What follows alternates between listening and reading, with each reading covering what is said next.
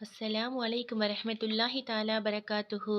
ஒரு மனிதன் இறந்து விட்டால் அவனது உடம்பிலிருந்து உயிர் எப்படி பிரித்தெடுக்கப்படுகிறது என்று தெரியுமா?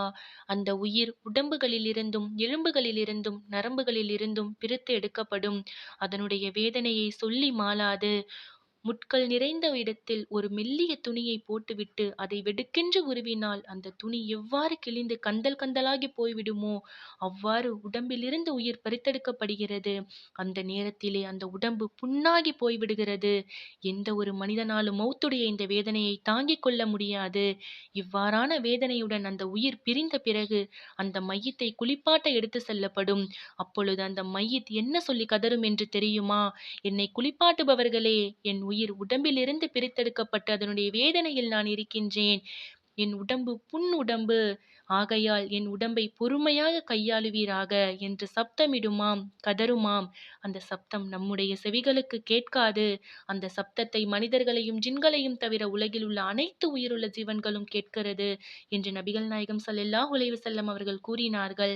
அந்த மையத்தை குளிப்பாட்டுவதற்காக அதன் மேல் தண்ணீர் ஊற்றப்படும் பொழுது அந்த மையத் சொல்கிறது, எனது உயிர் பிடுங்கப்பட்டு எனது உடம்பு புண்ணாகி போய் உள்ளது. என் மீது சூடான தண்ணீரை ஊற்ற வேண்டாம், குளிர்ந்த தண்ணீரையும் ஊற்ற வேண்டாம். என்னால் தாங்க முடியாது. சூடும் இல்லாத, குளிரும் இல்லாத நடுத்தரமாக இருக்கும் தண்ணீரில் என்னை குளிப்பாட்டுங்கள் எனக் கெஞ்சுகிறது. பிறகு அந்த மையத்திற்கு கஃனிடும் பொழுது என் உடம்பை வேகமான முறையில் அங்கும் இங்குமாக இழுக்காதீர்கள், பொறுமையாக கையாளுங்கள் என கதறுகிறது. கஃனிடும் பொழுது கடைசியாக அந்த மையத் கூறுகிறது, என்னுடைய முகத்தை கடைசியாக மூடுங்கள், என்னுடைய முகத்தை கடைசியாக மூடுங்கள் என்று பணிவுடன் கேட்கிறது. ஏனென்றால் தன்னுடைய கணவர், மனைவி, பிள்ளைகள், உற்றார், உறவினர் என அனைவரும் உள்ளார்கள். இதுதான் நான் இவர்களை பார்க்கும் கடைசி தருணம். இதற்கு பிறகு என்னுடைய நிரந்தரமான வாழ்வை நான் துவங்கப் போகிறேன். ஆகவே எனது முகத்தை கடைசியாக மூடுங்கள் என்று அந்த மையத் கூறுவதாக நபிகள் நாயகம் ஸல்லல்லாஹு அலைஹி வஸல்லம் அவர்கள் குறிப்பிடுகிறார்கள். அந்த மையத்தானது ஒவ்வொரு முறையும் கதறும் அந்த சப்தத்தை நம்மால் செவியுற முடியாது.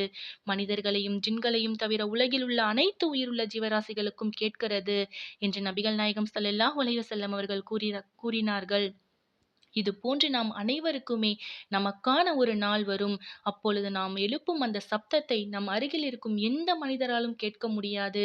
இப்படிப்பட்ட சக்கராத்துடைய வேதனை, மௌத்துடைய வேதனையை விட்டும் அல்லாஹ்விடம் துவாவை கொண்டும் நன்மையை கொண்டும் அதை லேசாக்கிக் கொள்வோம்.